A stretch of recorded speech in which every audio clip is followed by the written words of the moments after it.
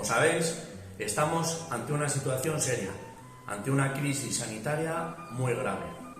La mejor forma de combatir el virus es no contagiándote. Por ello, se ha dado la orden de permanecer en los domicilios, como lo estáis haciendo hasta ahora. Y tenemos que cumplirlo obligatoriamente, porque la salud de todos y todas está en peligro. Desde la Policía Municipal queremos pediros que cumpláis estrictamente las medidas anunciadas, respetar las normas de higiene, planificar las compras, para intentar salir lo menos posible de los domicilios. Y seguir los consejos que os hagan llegar desde el Ayuntamiento y demás organismos.